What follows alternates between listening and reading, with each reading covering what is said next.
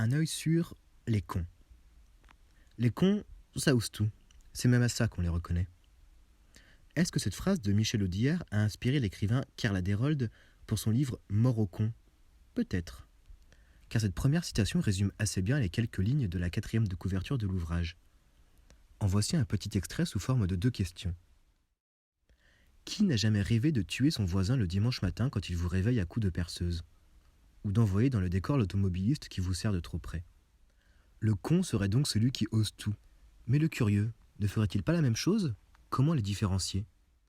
Dans son livre où le héros part à la chasse aux cons, Carla Desroldes donne quelques indices.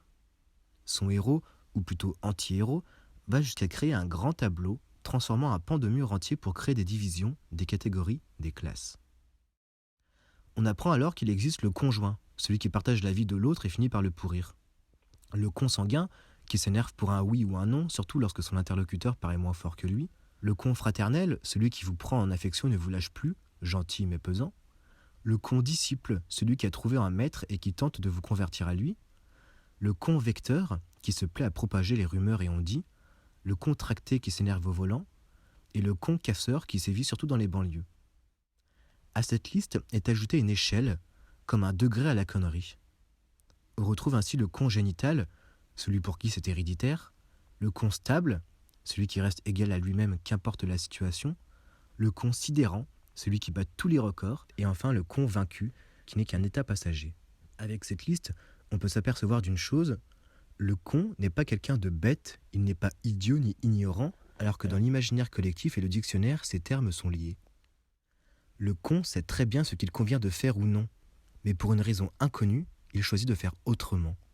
Peut-être car il pense que cet autrement est dans son propre intérêt. Le con serait-il donc quelqu'un d'égoïste? Une personne méprisante qui se sent supérieure aux autres ou qui s'en moque? C'est justement dans le but d'aider ses semblables que le héros du livre de Carla Desroldes va en venir à commettre l'irréparable, le crime. Au fil de l'histoire, le héros va faire sa première victime un peu par accident, puis se penser incombé d'une véritable mission, tuer tous les cons qu'il croise sur sa route. La gardienne d'immeuble beaucoup trop bavarde, intrusive et colportant les rumeurs qui mettent mal à l'aise les habitants, exécutée. La conseillère Pôle emploi qui se moque de l'avance des dossiers, tuée. Le barman qui ne dit pas bonjour, qui n'apporte pas la carafe d'eau demandée et qui refuse la carte bancaire, supprimé. La racaille du quartier qui terrorise les habitants avec son chien énorme, flingué. Le chauffeur qui colle sa voiture d'un autre et qui manque de créer un accident, enterré. On ne va pas se mentir, on aimerait tous le faire. Combien de fois s'est-on imaginé tuer notre collègue de travail jaloux qui s'attribue nos succès? Et les guichetiers de la poste avec leur lenteur infinie et humeur légendaire.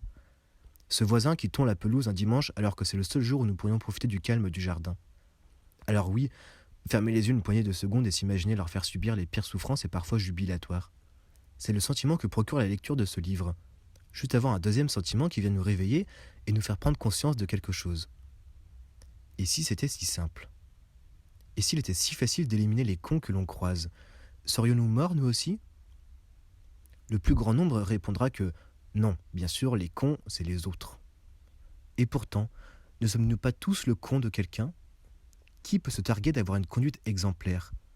Qui peut prétendre n'avoir jamais blessé quelqu'un? Qui peut assurer n'avoir jamais abusé du peu de pouvoir qui lui était accordé? Qui n'a jamais dit une phrase méchante en sachant qu'elle pouvait heurter?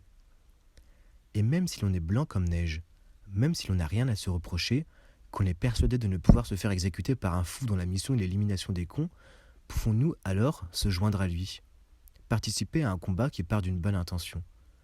Car on peut se demander, quel est le plus beau rôle? Être tué ou bien tueur?